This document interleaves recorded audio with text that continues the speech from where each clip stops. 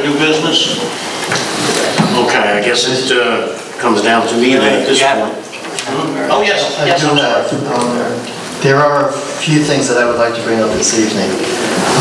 The first concerns some issues over recent requests for information concerning this district. I've always assumed that being on this board would allow me certain access to information the general public is not always privy to without open requests which are then reviewed. At the start of my term as board member, all questions or requests for information were answered in a timely manner. That is until I started questioning class enrollment following the news in January that the humanities course at Marlborough would no longer be offered due to a declining enrollment and wanting to more efficiently use the teacher. I first asked about a master class listing for the district back on January 13th. By the way, it was a question that has not been answered to date, even though I have since found there is a master listing.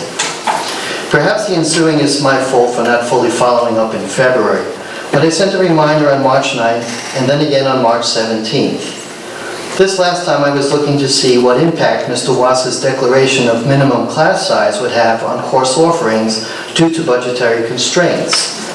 In defense of Mr. Boyce, this time I was told to contact Mr. Wasser to look at the voluminous listing here at Pine Street, as the confidential information contained in the listing could not be released. Unfortunately, I could not take Mr. Wasser up on this offer. But at the same time, I received from a concerned party a master class listing for FPAC that did not contain confidential information, but definitely showed inefficiencies. It is this information that I supplied this board last month. It was interesting to me that rather than begin a dialogue on the inefficiencies currently found in the district, the only question that arose was to ask where I received this information, as if I had snuck into these offices and stole them myself.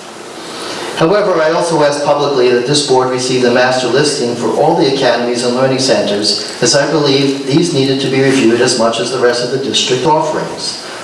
At the last meeting, this board had not been supplied with this information, so I once again made the request.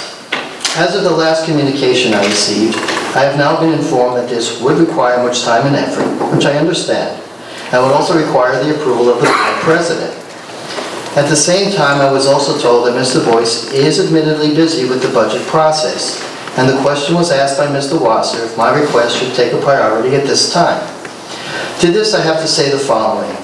First, I find that my inquiries into the academies and learning centers of this district are being stonewalled at every possible turn. If the president needed to be asked, why was that not done at the last meeting, even after I publicly asked this information be distributed to the board? What is being hidden from this board? Secondly, is Mr. Boyce the only person who can sift through the master class schedule to prepare this information so that he would be prevented from continuing the work he is doing on the budget?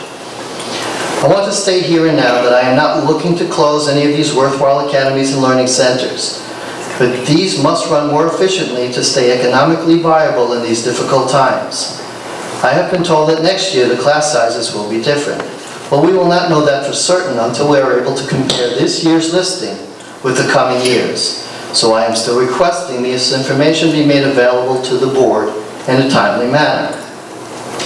After I showed the board the inefficiency in FPAC last month, my wife took it upon herself to once again try to reinstate the humanities course at Marlborough, seeing as how the current class sizes totaled 10 times the amount of the class size at FPAC I showed this board. As per current procedures on who to contact, she left a voicemail with the course supervisor. To the course supervisor's credit, she contacted my wife and suggested she speak with Mr. Wasser directly. At that point, my wife realized that further effort on her part would be futile, so she decided not to pursue it any further. However, this turned out not to be the end of the story. I am not sure why, but it seems the voicemail was sent to Mr. Wasser.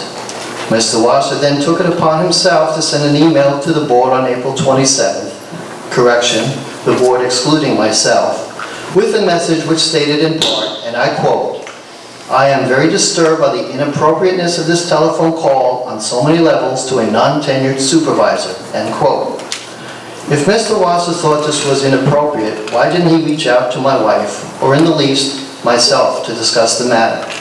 There is no further indication on the email as to why Mr. Wasser thinks this was highly inappropriate, other than his own opinion. My wife, as any other concerned parent, has only tried to save a very worthwhile course. I also wonder why Mr. Wasser would specifically put tenure status in the email. If a non-tenured supervisor cannot speak to the administration on matters that concern their courses, there is something very wrong here. And if Mr. Wasser believes the supervisor cannot handle the simple voicemail, then perhaps he recommended the wrong person for the position. What I find highly inappropriate is that an email was sent, without my knowledge, about a person who was not an employee of this district and who has volunteered hundreds of hours to the PTSO of Marlborough, another sore point with some in this district. It makes me wonder what other communications about private citizens have been circulated amongst the administration and others within this district. As much as I would like to put this aside, this type of communication definitely rubs me the wrong way.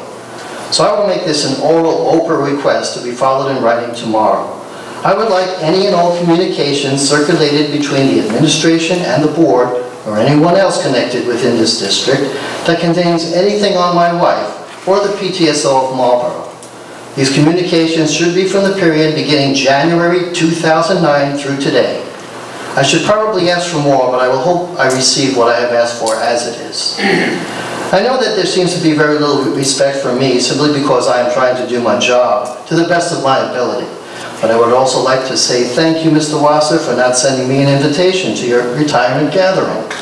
As much as we might not see eye to eye, as a seated board member, I should also have received one, whether or not I would be in attendance.